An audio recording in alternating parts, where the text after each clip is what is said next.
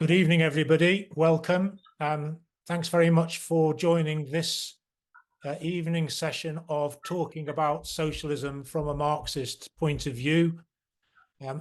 As many of you, if not all of you, will know, this is part of our regular fortnightly discussions about contemporary events from a Marxist perspective. My name's Nick Rack. I'm one of the organisers of Talking About Socialism. We didn't meet last week due to the bank holiday. So this evening's discussion is a bit out of kilter. And I'll explain at the end, we are going to have another one next Monday, which is unusual. But then we'll be back into the fortnightly sessions again. If you're new to the discussions, a special welcome to you. The way that we organize these is we have 15 minutes or so of an introduction. Tonight, it's Ed Potts speaking on the crisis in local government. Ed's also one of the organisers of Talking About Socialism. And once Ed's finished, we'll open it up for discussion. There's normally plenty of time, but we do restrict people to each intervention to 3 minutes, and that's in order to get the discussion going and to allow for everybody to have a say. And normally there's an opportunity for people to come back in a second and sometimes even a third time, but we like to get the discussion going, and we encourage everybody to participate, even if it's just to ask a question or to make a short point. Please don't be hesitant in coming in. So tonight's discussion, the crisis in local government. Can local government be turned from an instrument of austerity into a tool for working class democracy? Maybe a broad outline of thought for people to contribute to. Local government in the United Kingdom at the moment, as I'm sure you're all very, very well aware, is descending ever increasingly into crisis, a decades-long financial and existential crisis. Services upon which we all depend and are essential for everybody's well-being are being cut without remorse. Inequalities grow deeper as keeping buses running and youth clubs open becomes the preserve of well-off areas which can afford higher council tax. What should communists, socialists do and say? A lot of talk on the left about the Preston Model, which I think Ed is going to touch on. Does that offer a real alternative? Can local government be turned, as I say, from an instrument of austerity into a tool for working class democracy? So Ed, over to you. Well, thanks very much, Nick, and thanks, comrades. You'll have to excuse me because my voice is nearly going, but I'll make it through, no doubt. I think the starting point, the sort of headline figure for what's going on with local government is best expressed in cash terms. And the headline figure for you is that government grants, central government grants to local government, reduced by 40% in real terms between the years 2009 to 10 and 2019 to 20. So in today's prices, allowing for inflation, they went down from 46.5 billion to 28 billion in the space of those 10 years.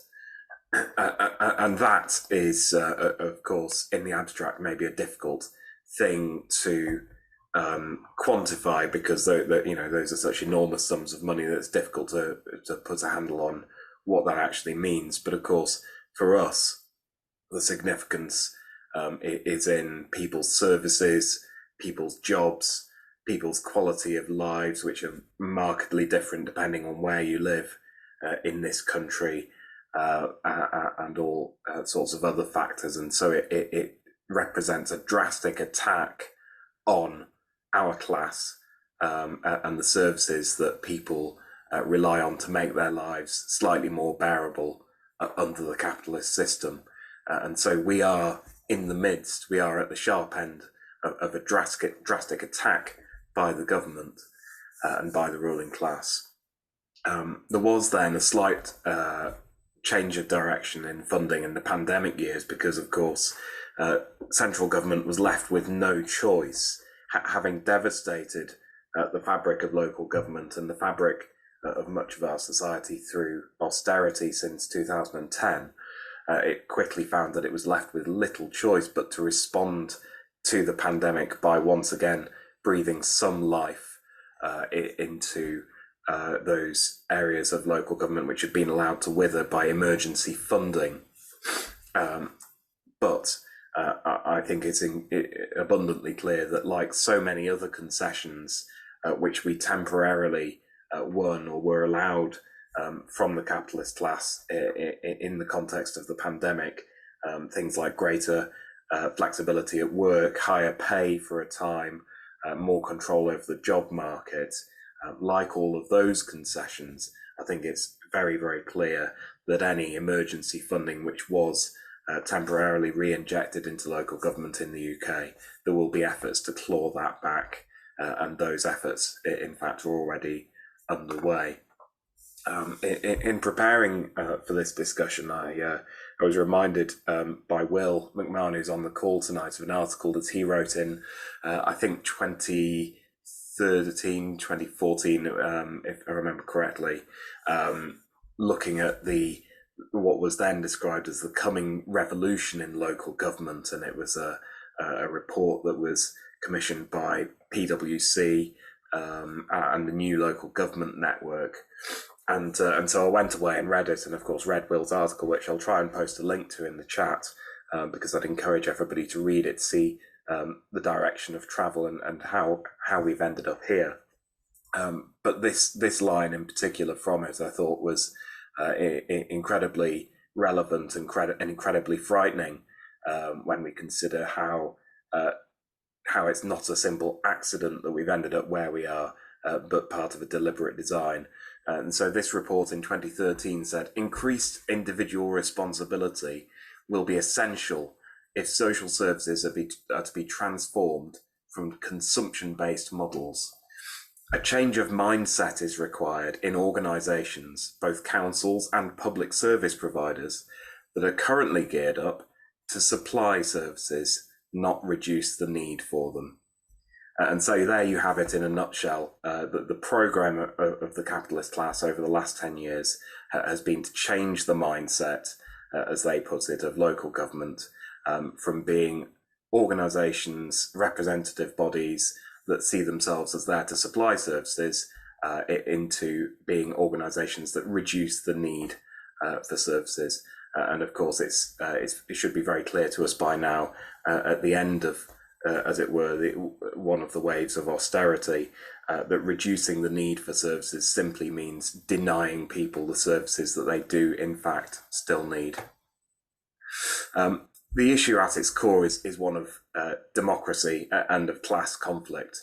The working class movement in this country and all countries, pretty much, have always sought to exploit openings in local government to try and win this or that reform which might make people's lives marginally better, and turn funding towards directing social needs, even in the face of hostility from central government and from the ruling class as a whole. In the same way, though, that whenever the working class movement tries to use the limited opportunities offered by bourgeois democracy on the level of the state as a whole to try and win reforms for our class, of course, it's undermined and attacked at every turn, and in the most extreme cases, it concludes with democracy being removed and replaced with dictatorship, and so too on a local level, because of course there is a significant history in this country of left-wing activists and socialists, including within the Labour Party, trying to use local government to direct funding towards social need, areas where it's actually needed, and trying to use it as a platform to attack the capitalist class, and being very swiftly shut down with measures such as making councillors personally liable if they don't balance the book and set balanced budgets. And so what applies at the state level applies in microcosm at local level as well. There are a number of stories in the news currently about different ways in which different tiers of local government are responding to the drastic crisis that they face.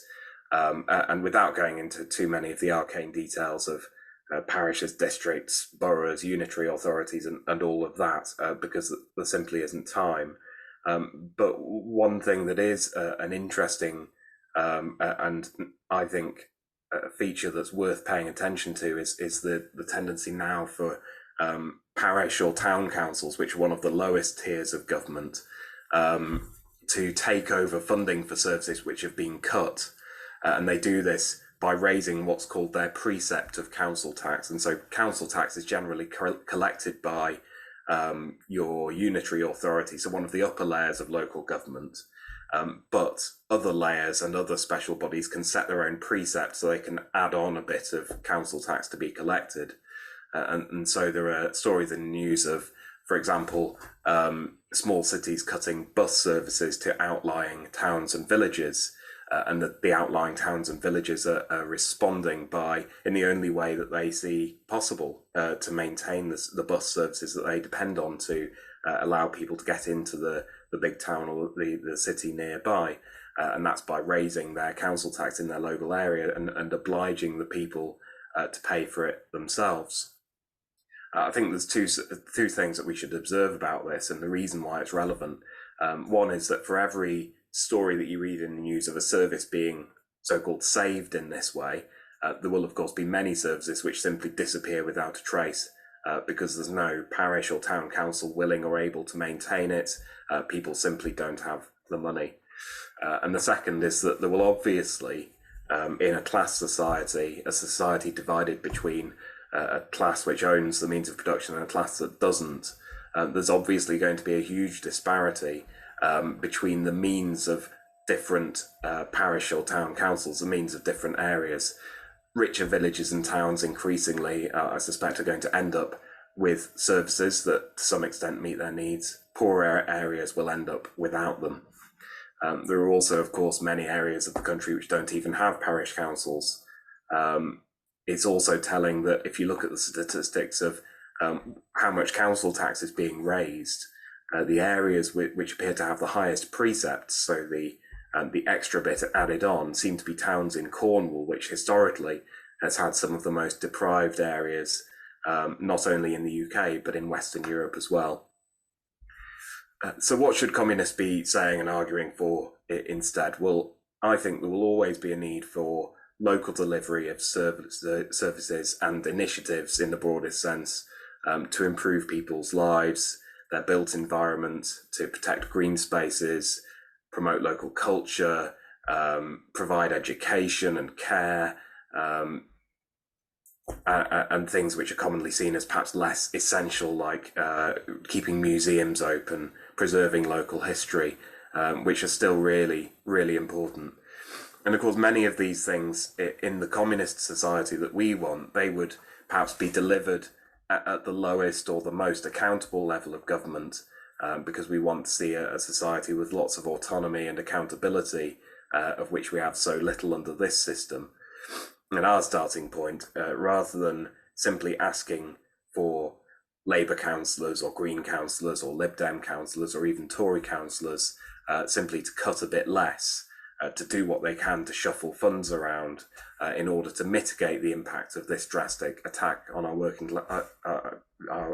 class living standards, what we should be arguing for is nothing less than what we need, our social need, to live good, secure, fulfilling lives in which people receive the care, the support, and the investment that they need in order to live flourishing lives of freedom and mutual support.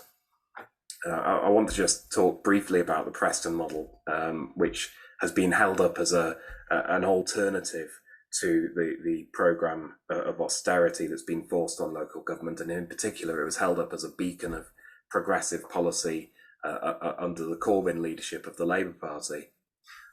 in essence, the Preston model involves directing funding both from the local authority, but also from important anchor institutions locally, whether they be hospitals or a university or a football club, things of that nature. So making sure that the funding, the money they spend, and the money they spend procuring things that they need is directed into the local economy.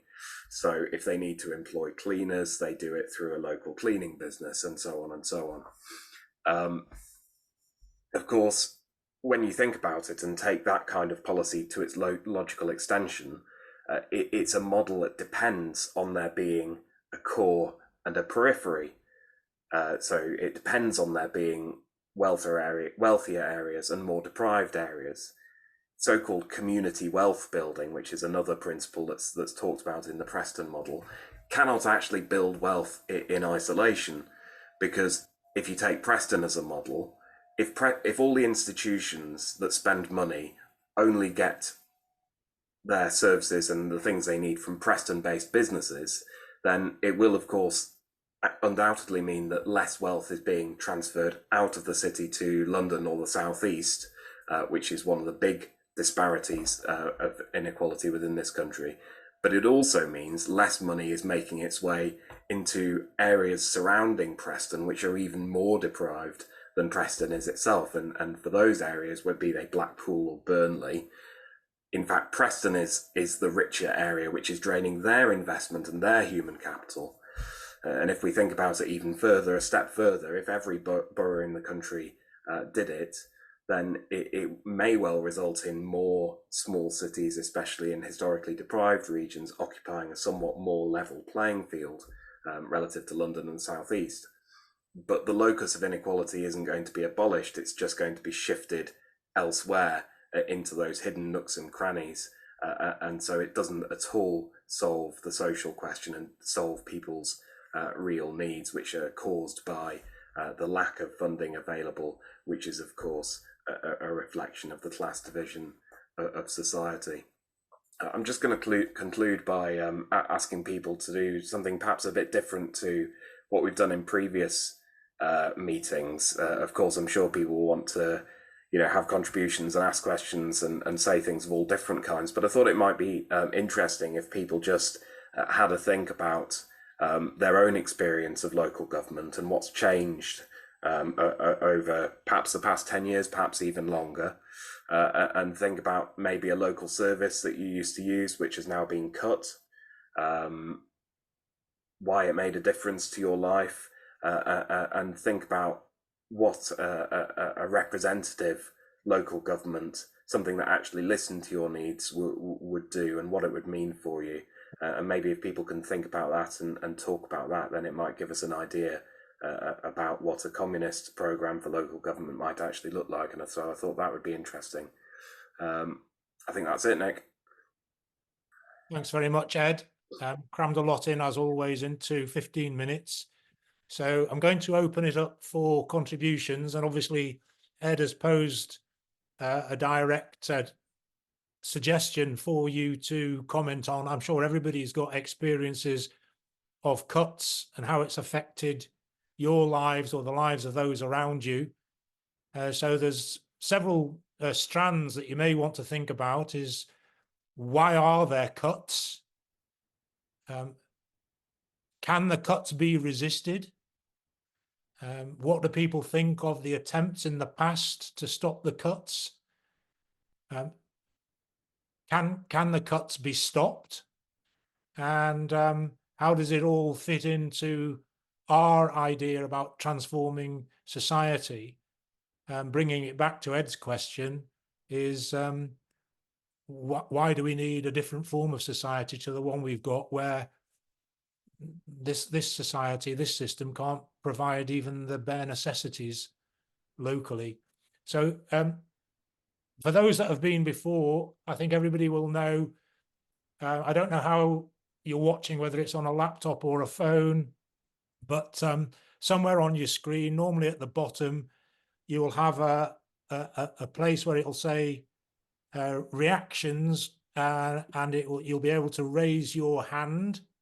if you're on an Android phone, somewhere on your phone, it'll have an option to raise your hand. And if you can't find how to raise your hand, then shout out to me, Nick, and I'll ensure that you get called in, or put your physical hand up and I'll hopefully see you. But if that doesn't work, then shout out. So with that, can I see who wants to come in first, please?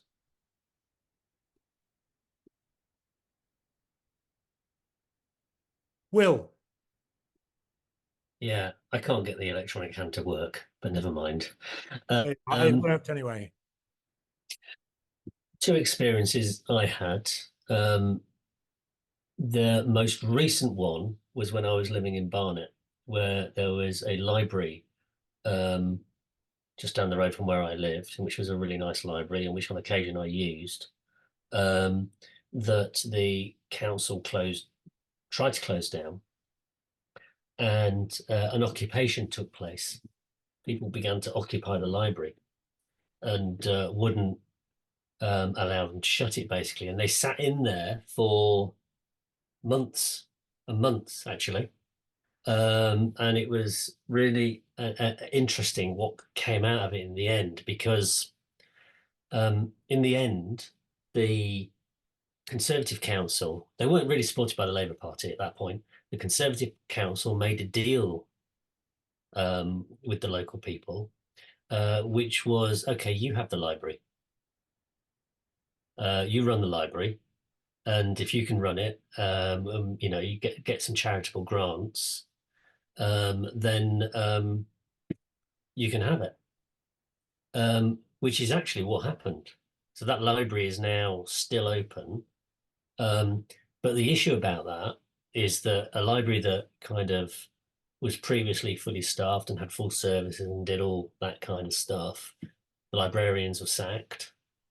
And it ended up being run on voluntary labour, which is actually what the Conservatives, sorry, not the Conservatives, I don't know whether people remember when Blair came to power, he was talking about the power of communitarianism and communitarian society, people running things from below.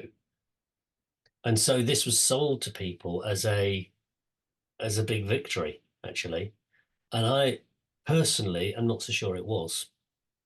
The cuts were replaced with voluntary labour, workers lost their jobs, and resources were depleted. So that's one experience I had. The other experience I had of local government was when I was living in Hackney in the early 2000s, and the Labour Party there introduced massive cuts to youth clubs. I mean, just across the board. We fought them as hard as we could, but in the end, it's impossible to defeat these measures if somebody's insistent on going forward. And that was in 2002-3. The cuts came in 2004. And as we know, in 2011, there was the most massive riot in Hackney. And there was an argument over what it was about. But clearly, the impact of the closure of youth clubs and the impact of the closure of resources told on that community. So it's easy for Labour politicians in particular to talk about, we've got to share out the resources and we've got to work out how to do these cuts. But actually the impact of them was really real, had a really big effect, and in the end led to a huge policing operation, which was incredibly destructive for the community as a whole. Thanks very much, Will. I've got Janet Sillett and then Steve Forrest. And I think this is a discussion where every single person on the call will have some personal experience and something that they could comment on. So again, as I said, don't hold back. But Janet, thanks. Okay, I'm not going to talk about personal experience of cuts particularly. I suppose I'm going to talk about some of the context and my experience as a councillor for 18 years and a leader of a council during poll tax, all that kind of stuff. So I just wanted to, I mean, I'm sure I could go on for the whole night, so I'll try and keep it to 3 minutes. Just to go back a bit, to try and compare what I think the situation is now compared with really when Thatcher was starting to have what was a very clear ideological war against local government. And I think she saw, her advisors or allies saw local government as being almost a kind of class enemy in the same way as even the miners. I mean, it wasn't just about cuts. It was a much wider, I don't know what the word is, but I mean, it was much wider than cuts. And I agree with Ed about the kind of changes or with in terms of the mindset and so on. But what I'd say is that started much earlier than this, 2013 or 2010 or whatever. It goes back much, much before that. And it goes along with the complete depoliticization of local government in terms of councillors. I mean, there's been very little resistance from councillors in the last 30 years, really. Really since the kind of major stuff around Militant and Lambeth and so on. And I think that does, there is a very big difference, therefore, in lots of ways between the position we're in now and the position that perhaps we were in, during the kind of Thatcher major regime. And in some ways it's worse, in some ways it's better. I mean, it's worse in that at least in those times and going back to, Popular or Clay Cross or whatever, that resistance came very much from councillors, from Labour or socialist councillors who identified as socialist councillors, and they had behind them the support of their populations very much. So I don't know about the trade unions, but they certainly didn't, they weren't doing it in isolation. I mean, just one factual point, one good point, I think, that if there is ever going to be resistance, councillors aren't surcharged anymore. That was taken away, or 15, 13 years ago, or whatever. They can't go to prison now. They're not held personally responsible for not having a budget that is legal in that sense. I think. I'm just going to give you one more minute because of your experience, but yeah, just one more minute. Well, I don't need another minute. I just think there are lots and lots of similarities and differences that we should be picking out to see how that affects how we think how there could possibly be real resistance to what's happening now. And I have quite a lot to say about the Preston model, but I won't say any of it. So. Oh, well, you'll have to come back and say it in another round. I'm going to call in Steve Forrest, and then I've got Minnie. Yeah, cool. I might come back in a bit on the wider implications. So one thing I would do with Janet's point there is that which is unusual for me to say this in public because I try to maintain my Labour Party membership card, but I think a big issue with any councillors, Labour councillors that oppose any cuts, for example, there were some Labour councillors down in Southampton who opposed the closure of a swimming pool, and some of us on this call might know those councillors. They were immediately expelled for breaking the Labour whip. And unfortunately, whether we like it or not, Jeremy Corbyn and John McDonnell were both in the leadership positions of the Labour Party when that rule was brought into Labour Party conference, that if you break the whip, then you enter a period of disciplinary processes. So that's quite a big thing for me. So, but I just really what I was going to do, I might come in on the wider issues again, but just on Will's point, really, I thought it was a good suggestion of Ed. And I was getting deja vu when Will was talking there, really, to be honest, because we had exactly the same in North Harrow. And I absolutely agree with Will. Obviously, we supported it from a community point of view, and our Ward Labour Party at the time was quite active. It was quite a good Ward Labour Party with a couple of good councillors. Well, one anyway. And it was exactly the same. Perhaps not to the level of occupation, but certainly demonstrations and petitions and protests in the North Harrow area and stuff like that. Absolutely. But in the end, it became a community library. It's still open. It's open again. Will's point. It's open Wednesdays, more Fridays and Saturdays. You know, it's staffed by volunteers. So yes, the community. It shows a couple of things. One, the community. This idea that communities don't want to protect themselves is wrong. Secondly, it shows that protests can exist. But thirdly, what it really shows is that actually is a defeat for the labour movement, defeat for the class, because what we saw was we saw workers get sacked, workers not replaced, and full-time council jobs sold down the river. So that's the reality of these community libraries. Is it a celebration? There's an element of a library there, and I say fair play to the volunteers who do volunteer, but it's not paid labour, and the Labour Council got away with without paying paid labour.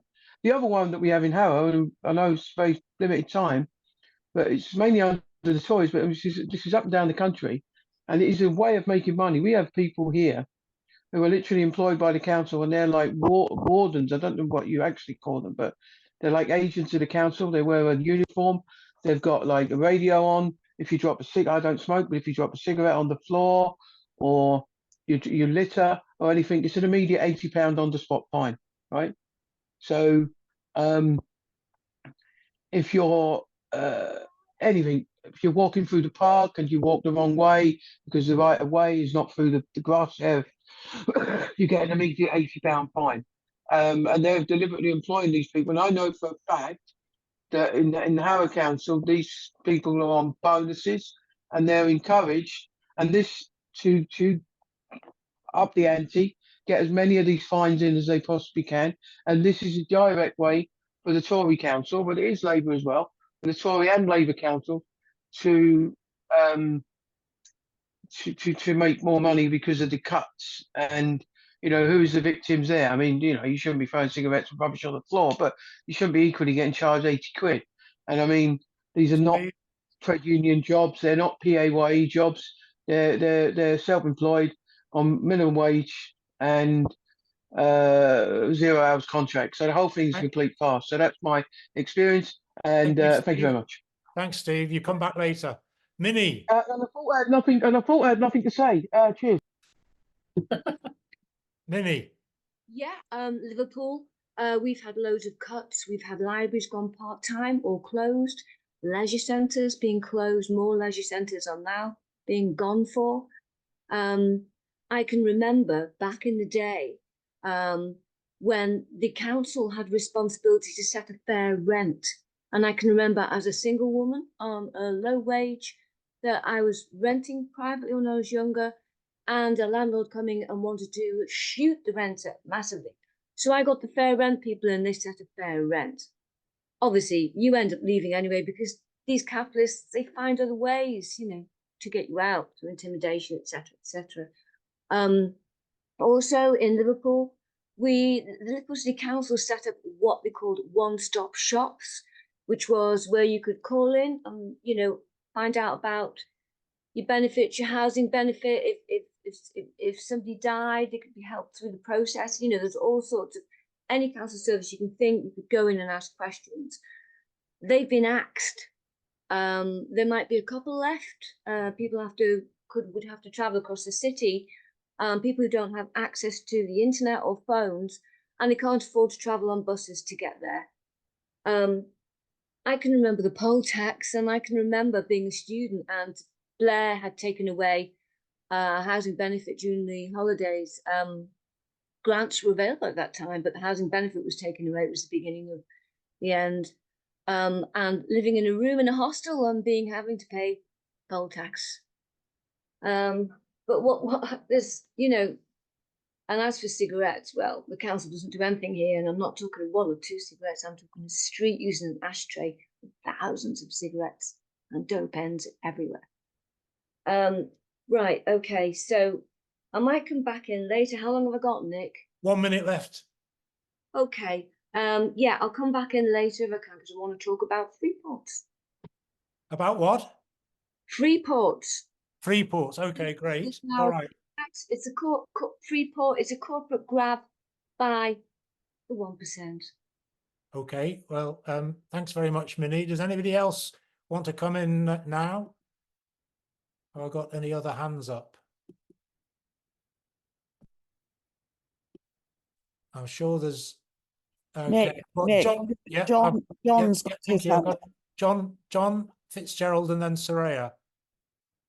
So, John, thank you. Yeah. Hi everybody. Yeah, I've been around a long time. I worked for councils, both the GLC and various Hackney Council, Woodland Forest Council, and of course, there's got my name now. Sillet. Janet. Yeah. She pointed out, of course, that this was an ideological attack from its very beginning, and it was all about rate capping. And we've now got to the point really where the only things that we're left with are those that are statutory. So most councils have just been cut to the bone. Basically, it's getting worse. And my experience, I've been in various organisations to fight cuts through the trades through the Trades Council, aligned with Labour at one point, Greens at another. But at the end of the day, it all comes down to the same thing. Here in Brighton, at the last the Greens had to make cuts. They were running the council only by a small majority. And the cuts involved closing toilets and all over the place. And there was an immediate reaction to this that the Greens should have thought this through, because in the election were completely wiped out.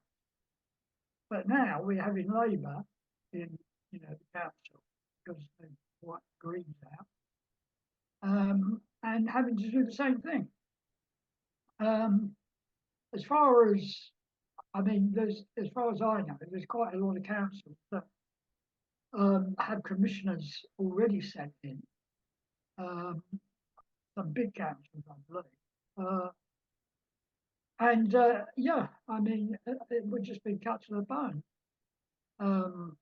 As Ed said, the reduction in grants over the last 20 years has been tremendous. The only real resistance, I suppose, is that we would have to have something like Liverpool had and Lambeth. But whether that's the time or for such an organisation to develop in the community or with the trade unions. I know that the trade union Socialist Coalition, all their candidates this year, they've all been signed up to no cuts. So whether that will improve their electability or not, I don't know. But it'd be interesting to see if you actually got all your candidates up on the basis of no cuts. Thanks very much, John. Soraya. Yes, it's just locally we've got primary schools that are closing. A number have closed and others have been announced, and the councillors are not fighting it. they're just accepting it and saying they're bound to do it because of falling roles. There's been quite a lot of gentrification of my borough of Southwark, and whether it's entirely due to falling I understand, I don't have a great deal of information about this, but in part it's due to a fall in birth rate, but also it's the people moving out of the area because they can't afford to live here anymore. So you've got that combination of people who are still in council property, who need the schools. Even people who aren't in council property no doubt need state-run schools. But the council, the Labour-run council, and the Labour councillors are just accepting, as they accept every single cut that comes along. And it's part of a wider problem that the people who certainly locally, who've stood to be councillors, are not motivated by a desire to represent their fellow workers and families, but to advance their careers. And that's, again, symptomatic of what the Labour Party leadership have done over a very long period. So it's something that we have to look at. The trade unions don't seem to be doing, I say the trade unions sweepingly, but there doesn't seem to be much of a response to it from them. And certainly, as I've said, I haven't seen any sort of response to it other than complete acceptance by the Labour councillors. Okay, thanks, Soraya. Can I see anybody else who wants to put their hand up? Okay, because what I'm going to do, I'm going to call myself in. I'm going to start my 3 minutes. First of all, I think the cuts to local authorities, as outlined by Ed, it's linked to the crisis in central government and their desire or need, from their point of view, to cut services both nationally and locally. To get rid of services locally, they basically cut the subvention to local governments. And apart from a wave of resistance that's been referred to in the 1980s primarily, where you had a whole swathe of Labour councillors initially saying that they would not pass the cuts on, all but two did. They all capitulated. They all followed a strategy of what was called the dented shield. It's not so much dented now as just thrown away. And very, very few Labour councillors would even argue against any cuts. All Labour councils implement the cuts, and they don't even think twice about it. On the other hand, in my opinion, local families, local working class families and middle class people who like libraries and art and culture as well, they would want to resist the cuts, but there is no leadership. And so it's completely demoralizing for people who think that there's nothing that can be done. But if you imagine, I mean, a strategy in using local government to force the government to back down, if you had a socialist or communist councillors with sufficient weight backing in the trade unions to say we're not going to allow these cuts to take place, and organised protest marches, demonstrations.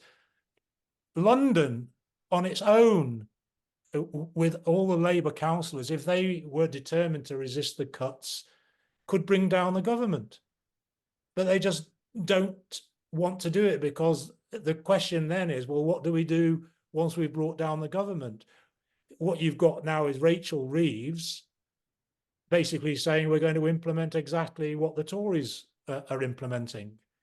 And unfortunately, Steve Forrest mentioned it, but I think one of the first things that Jeremy Corbyn and John McDonnell did when Jeremy was elected as the leader was to send out a letter. I wrote an article about it at the time, I think, sent out a letter to all Labour councils saying that they must set a legal budget.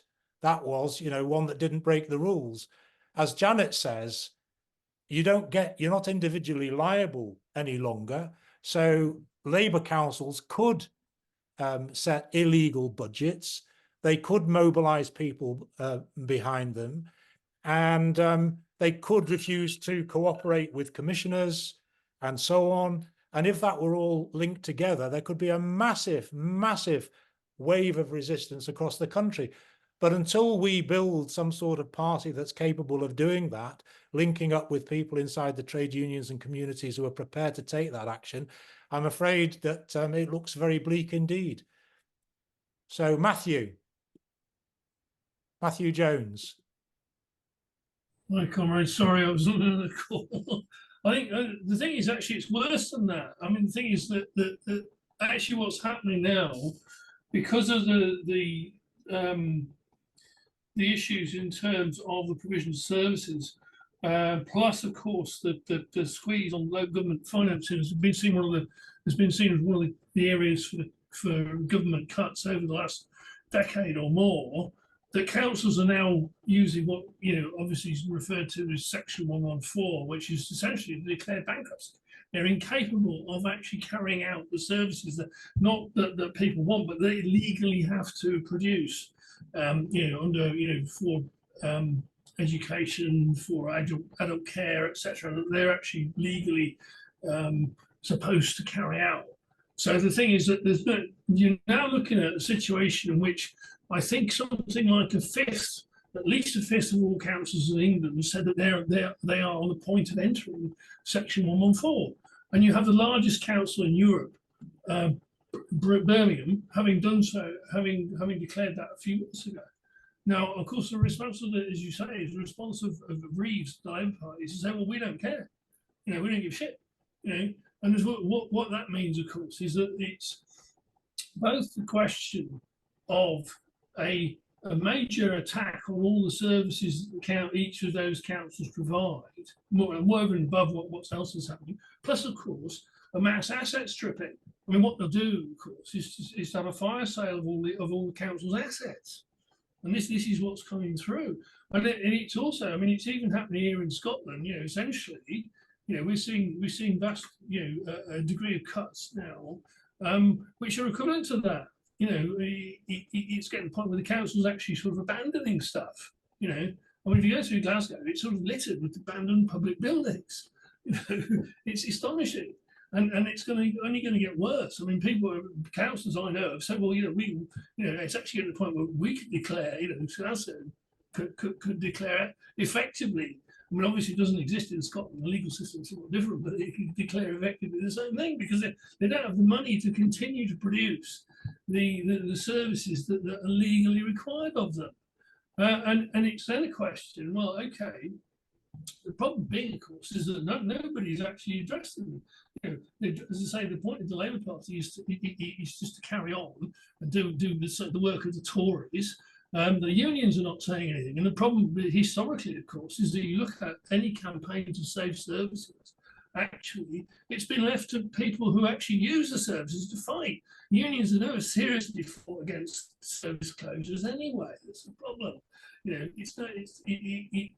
of the unions have been any good at it.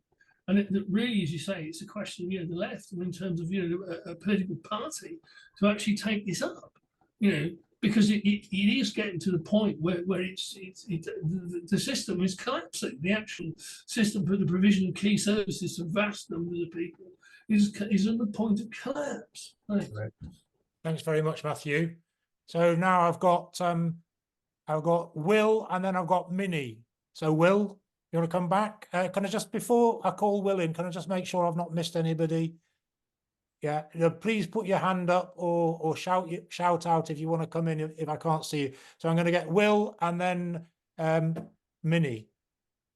I mean, Janet was talking about the origin and the source of this attack on local government, and you were mentioning that there seemed to be kind of a visceral hatred of local government as the enemy. And I think it was seen as the enemy. And I think the reason is that basically there's a really good book which is very dense and hard to read by a guy called Richard Crockett called Thinking the Unthinkable. And what Richard does in that book is he traces this politics from the 1930s, where it began in something called the Merleau-Ponty Group, to the 1940s and 50s. And that was passed on through Hayek, who was an economist, to Sir Keith Joseph, who some of you might remember, the leading Thatcherite thinker, who then enabled Thatcher and organised with other people her propulsion into government. And they had a hatred of the state. That was their bottom line. So it was never about the money. It was about smashing up any kind of state formation that could obstruct free markets in their minds. That's what it was really about. And I don't think what we're seeing now is really about the money. There wasn't a magic money tree, and then COVID came along, and then there was a magic money tree. It's an organized political attack on democracy and on services that are provided not for profit on an egalitarian basis. And that's what it's really about.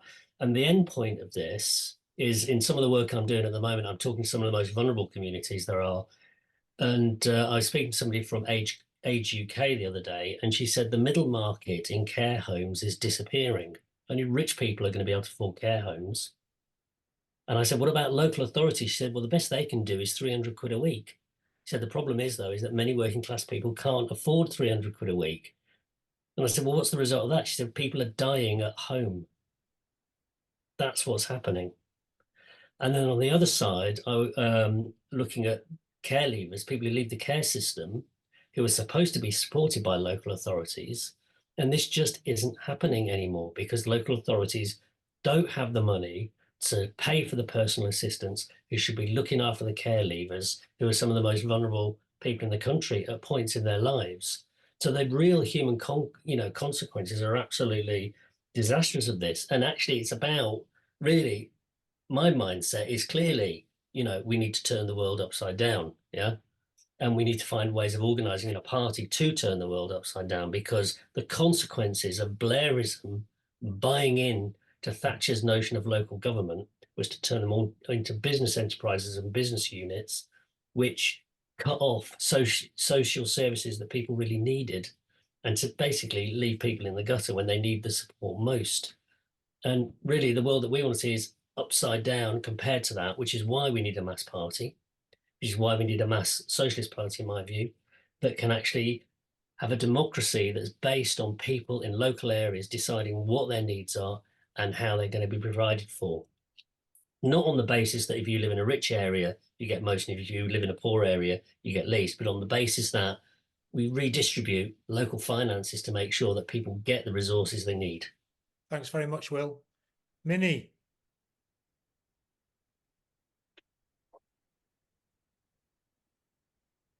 Thank you.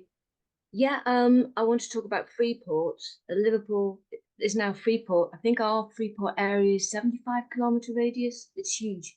And what that means is private corporations coming in, they're getting taxpayers' money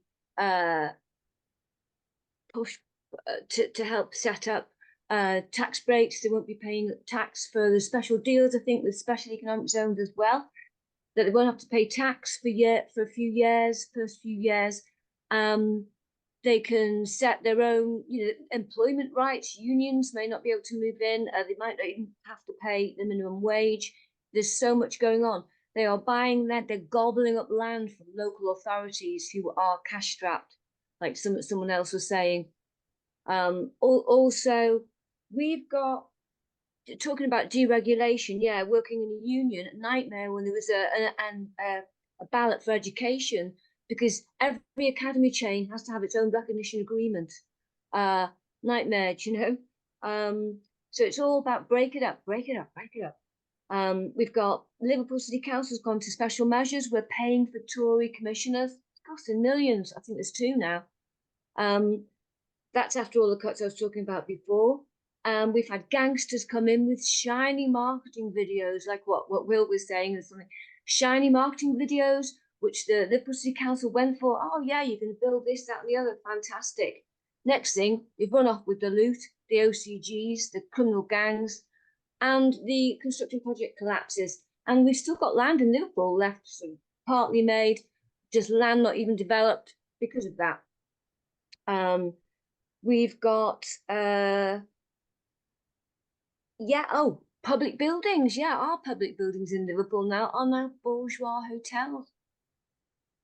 Sorry, what is it? What's the word I'm looking for? Boutique hotels.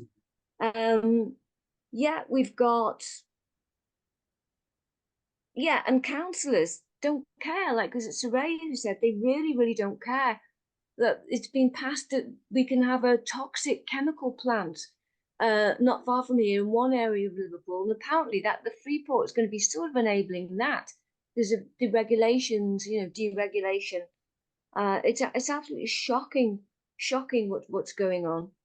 It's absolutely shocking. Yeah, we need rule by the people for the people. This is just Freeports and aiding the accumulation of capital for the 1%. That's what it is, basically. So get rid of a lot of them and let's rule ourselves. Thanks very much, Minnie. Very good as always. Can I just see who else then wants to come in? Any observations about what's going on in your area? Don't know if Janet or Steve want to come back on the broader points that they weren't able to develop in the time that they had. Okay, so who have I got here? John, did you want to come back in again? Yes. Yes, okay. John and then Steve. Matthew, rather. John. Hi. Yeah, I mean, down here in Brighton and Hove, we had a situation where, I don't know whether you've heard of it. It's the they built this huge tower. I've forgotten what they call it now, but it's run by British Airways, and you know what a PFI is. But this was a reverse PFI, and the idea was that the council gave BA the money to build it, and so on. They built it, and the idea was, of course, that people would use it, tourist area. That was going to pay for it. But BA have now sort of said that they're not getting enough money from the public, and so the council has lost millions through this reverse, what I call a reverse PFI. PFI is about enough. They get a reverse one that we're actually paying them in. We don't get the returns on it. Yeah, so we're having millions were lost on that. It's a terrible contract. I was against it from the very beginning. And this was by the Greens. It was actually the Greens and the Tories that went for it. Labour was against it. There's other issues. Is as I say, I worked for the GLC and for I worked for Ilia and the GLC. So I got abolished twice. And as I say, around that time in the 80s, there was the big issue around the rate capping. And that's just developed as, it's an ideological attack. It's all about creating a small state. And the point is with our council, because the NHS is very important in this, because the services that they deliver some of them have been farmed out to the council, and the council, don't have can't handle it, basically. All kinds of absurdities, developing.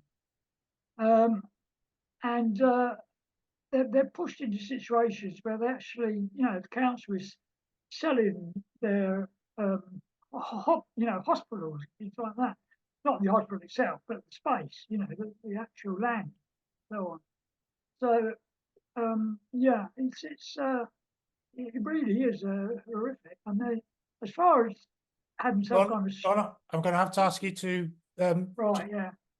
perhaps we should, yeah. I mean, obviously we've got to develop a strategy as to how we fight these cuts. Thanks, But John. that's not easily done. Thanks, John. Matthew. Yeah, oh, it's very interesting now. There's supposed to be a free port in Glasgow too, so I look forward to that one. Obviously, you can if you look at the stuff privatised, covered T-Sport, of course, which have been basically essentially looted, and I suspect all the rest of them will be exactly the same. The interesting about local government in this country, of course, going from what Will was saying, of course, is that it doesn't raise very much money. I mean, actually, if you look at the tax base of local government, it's barely anything. I mean, it raises usually less than 20% of its own of its money from its population. And of course, this means, of course, it's basically prey to central government, and it counselors, of course, under the normal circumstances, at the moment, of course, have very little influence, because all they've essentially given orders from above by the amount of money it's allocated from wherever's that, either Westminster or Holyrood or Cardiff or whatever else, and essentially they can't do anything much about it, and the squeeze is dictated from above. And the question being, of course, is then, well, okay, essentially, why the hell? What's the point of having you lot if what you're going to do is do what you're told all the time? And this becomes critical. So you see, I mean, obviously, if you look at anywhere else, any other country, actually, local government has the ability to raise a lot more money, and actually, ability to run itself at a far higher degree. And that, obviously, it's deliberate. But it does raise this question of can people within an area have something democratic and not be ordered from above to basically to destroy their own base services, assets, etc., etc. The thing also, which is also, of course, another point about local government, of course, is the Equal Pay Act. I mean, actually, of course, as we know, the reason why Birmingham was declared Section 114 is women, because they demanded their equal pay, and this screwed the council's budget. This is also the case in Glasgow, in which, of course, the council came up with a great scheme in order to avoid the Equal Pay Act, and when the case eventually wound its way to the Court of Session, which is the highest court in Scotland, they said, well, you haven't actually got a case, you have to pay up, which cost them, 700 and some odd million quid, in order to pay the majority of the workforce they'd spent, a dozen years swindling money they were due. That sort of thing is not uncommon, I suspect. So all of these things adding together, what Glasgow did was basically mortgage itself in order to pay not everything that people were owed, but certainly much of what women were owed. And so all of these things add in together as different factors. Thanks. Thank you very much, Matthew. Steve Forrest. Thanks very much, Nick. Coming to a slightly different angle on this now. So, I mean, if I look, there's some people here that I've not met that are not on camera, but most people here I've met, and so I just want to make this observation. There's a certain age of person on this call, and there's a certain longevity in the movement, and I think that's important. It's important that we have history. It's important that we have comrades that got a lot of experience and spent many years struggling. Absolutely, 100%. But if you've got younger people, I've just been thinking about this while we've been having this discussion. Do they even have a concept, not even necessarily younger people, but people in their 30s, perhaps even 40s, do they even have a concept that councils fight back? Do they have an understanding that there is even a history, that we have a history of the popular councillors, which is, for me, is an astonishing example in our labour movement history. That for me, the Liverpool council struggle was the main reason I joined a certain political organisation. Even perhaps more inspiring to me than the miners' strike, to be honest, was the struggle of the Liverpool councillors.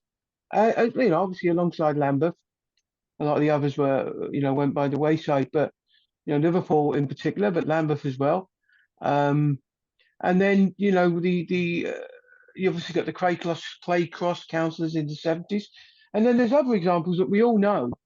And I just think perhaps what we need to, I read an article on war, and for certain people of certain ages, the Second World War is literally just an historical moment. It's a film, it's a documentary.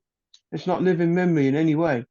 Their living memory war is Iraq, probably the earliest war that they remember in living memory. And I just think that I think Will's point's right. It's a mass party. Perhaps I have a slight difference with some people on that. How do we get that? But we all want that. We're not debating that tonight. But point is, we all want that.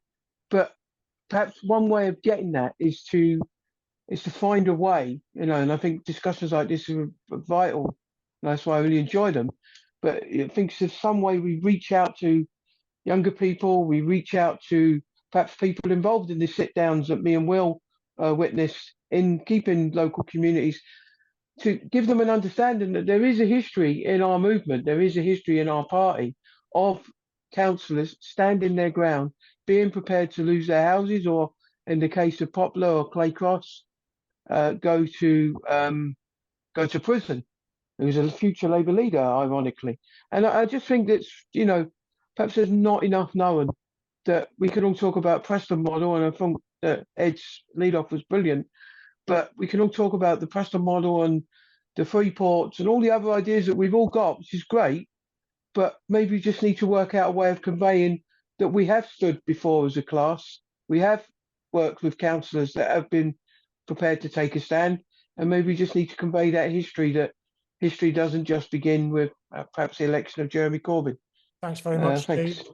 Thank you. John, you wanted to come back in. Before you do, I just want to check that there's nobody else that wants to come in who hasn't spoken, perhaps.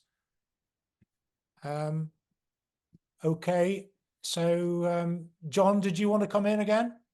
Yeah, just quickly. The issue around councils not being able to build their own council houses. I'm not sure what the whole issue of that is. I know that when Blair got, or when Thatcher was in, the council buying your own council house came out, didn't it? And so there was an incredible repletion of council houses over the years, and that's led to the situation we're in today with council houses. But also, the councils couldn't actually spend money themselves to build council houses to rent. As far as I know, I'm not sure whether that's completely right. Maybe Ed or someone else knows more about it. But I think that's a very important point. That council housing has been completely destroyed. When John Prescott was in as a housing, he forced every council to that they wouldn't do the repairs in the council houses unless you became part of some what do they call them, like management organisations that manage things. And so, and then your rent started to go up and up and up. But it's just that's a big issue, I think, and the way it's been treated. Thank you very much, John. Going to get Janet to come back. Yeah, I'm not going to come back about what I said I was going to come back. There was a question, I mean, I think it came, so I can't find it there, from what Steve was saying, and then Will agreed with him, saying there's a need for this history not to be forgotten. I think I was saying a bit about that, about looking at why Poplar happened and why it was a success, actually. They had to go to prison, but it was a success.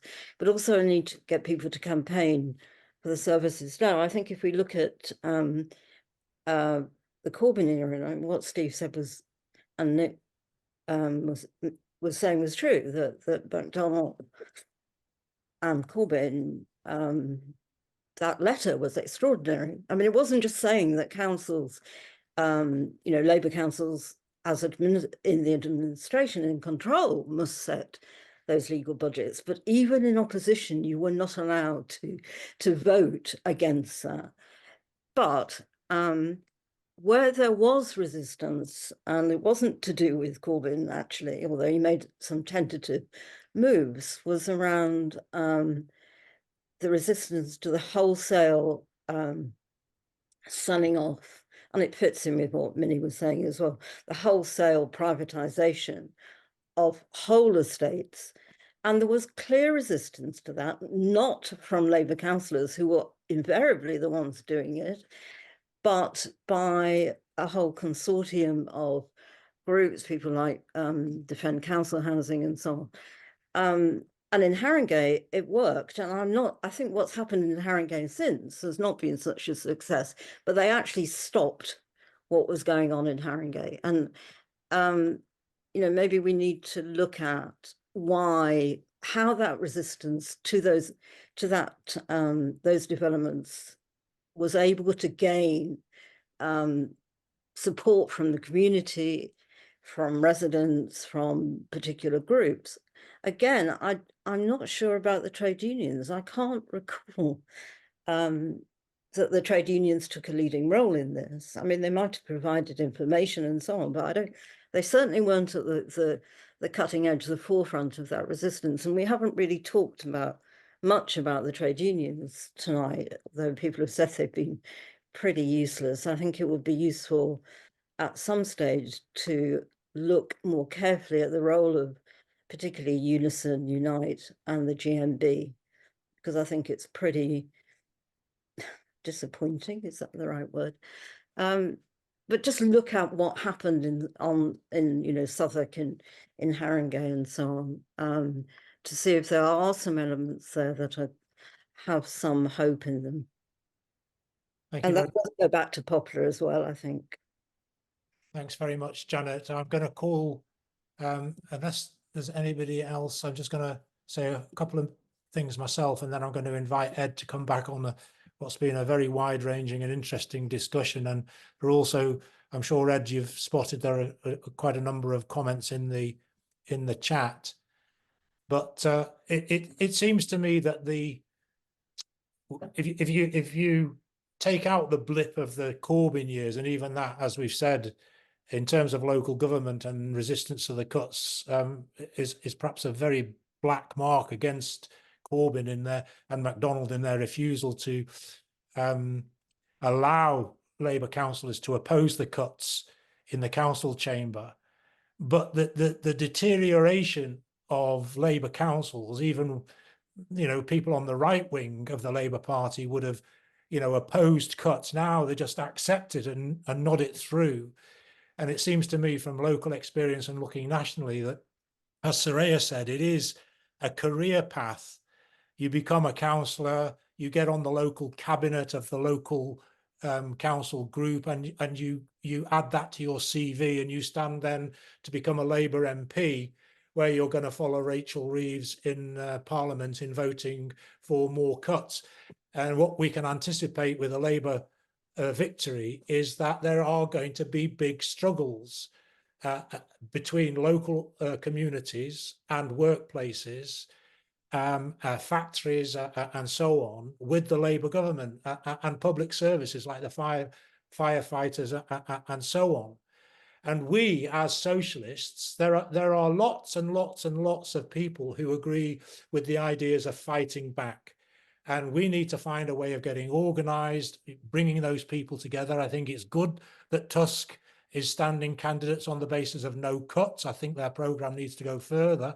But it seems to me to be a basic principle that anybody who stands for election, whether it's to a local authority or to Parliament, on the basis of representing working class people, should have one principle in mind, and that is nothing they do should hurt or harm the working class that they represent.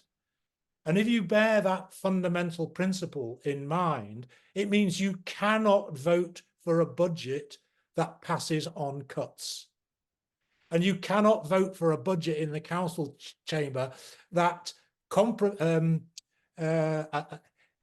mitigates the cuts by increasing rents or increasing council tax or increasing charges for services, or as has been described, introducing fines for driving offences and this, that and the other as a way of making money to meet the deficit that's implemented by central government cuts.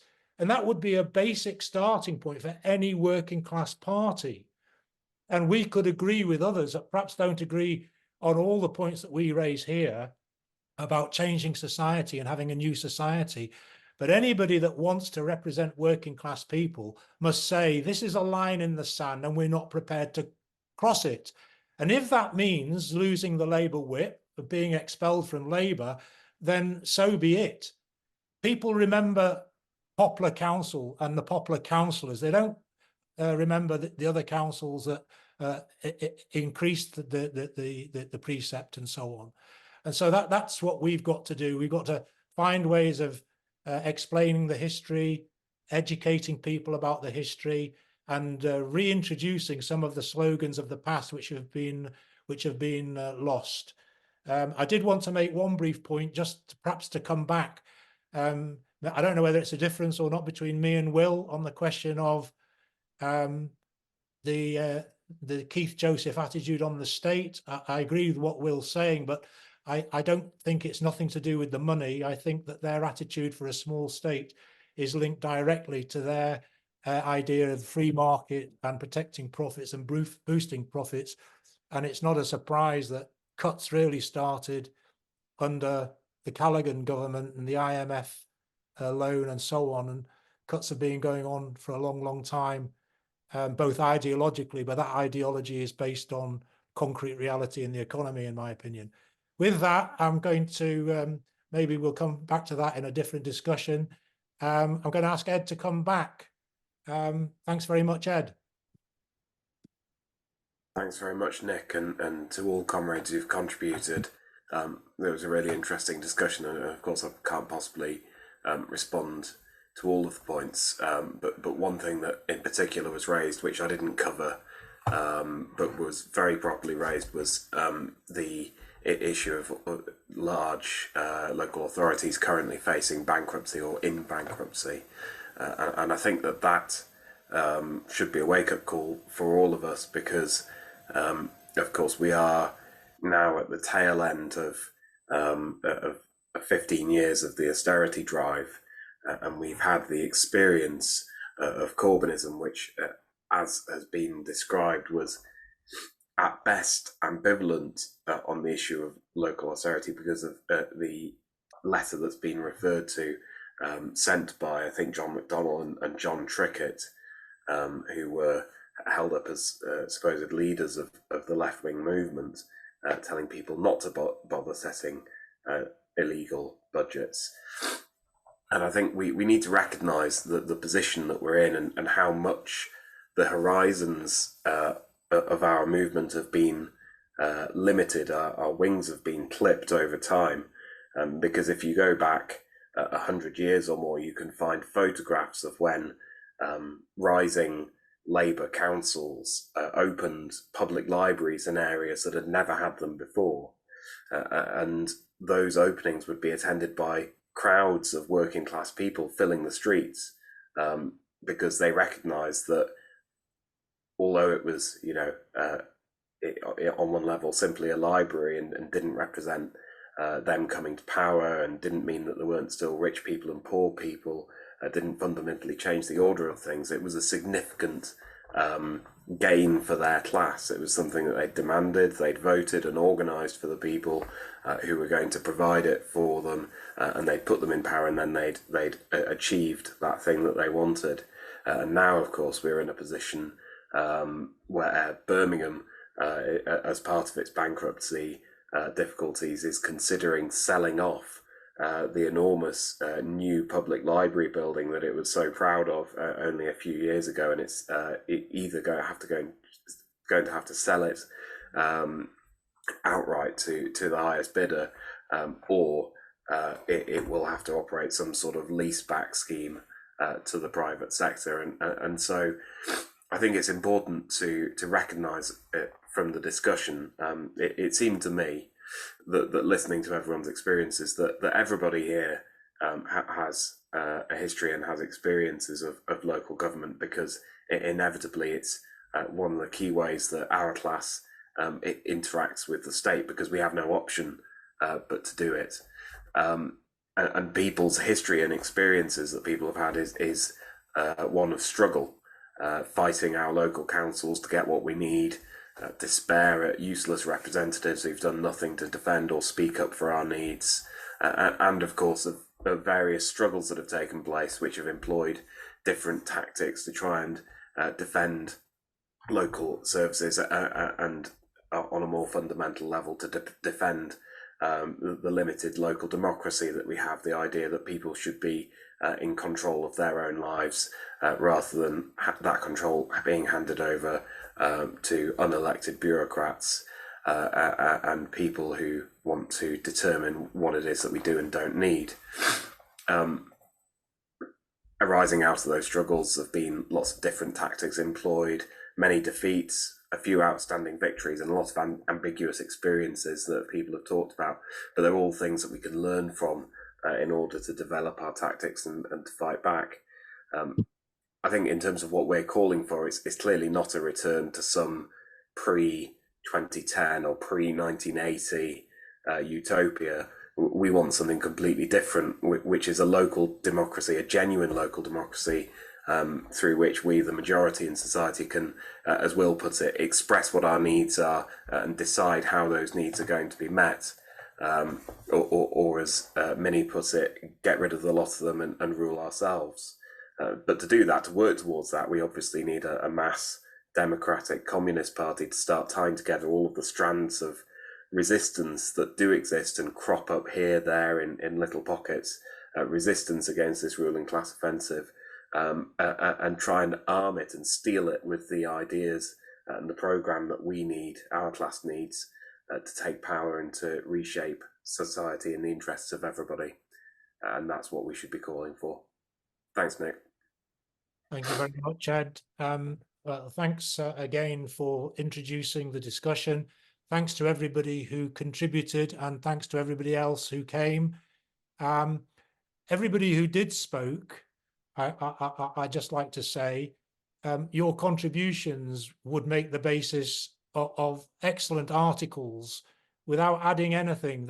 Just putting it down in writing, sending it into the website, and we can put it up, because it's important what you had to say in the meeting, and it would be really good to get those thoughts up in writing on a permanent basis on the website. And if you've got anything else that you would like to say on any other matter, again, get in touch with us, send us a suggestion for an article. If you would like to hear a discussion about anything in particular, again, tell us what you would like to discuss, and we'll add those topics to the agenda. To close, just a reminder then that unusually we're having a meeting in just a week's time. Normally they're every fortnight, but on the 15th of April, Monday the 15th of April, Will, who spoke this evening a couple of times, Will McMahon, is going to introduce a discussion. The environmental crisis is deepening. What should a socialist strategy look like? And again, I'm sure that will be of interest to everybody here and to others, if you would let them know about that discussion and encourage them to come along, listen and participate. And then a fortnight after that, going back to the fortnightly routine, Monday the 29th of April, we've got Toby Abs, who I think is on this call, at least he was. I think Toby here, he lives in Livorno in Italy. He's an expert on Italy, lectured on it for a long, long time. He's going to be speaking on what's going on in Italy So he's going to report on the political situation there, once home to the biggest communist party in the Western world, which was actually founded in Livorno, if I'm not mistaken, where Toby lives. Where is it now? What's happened to it? What's happened to the left? And why do we have a supporter and a fan of Mussolini in power? So it should be of interest. Lessons, implications, ramifications for the whole world in terms of what's been going on in Italy. With that, I'll thank everybody once again for coming along, and I'll see you all next week, hopefully. Thanks very much. Good night.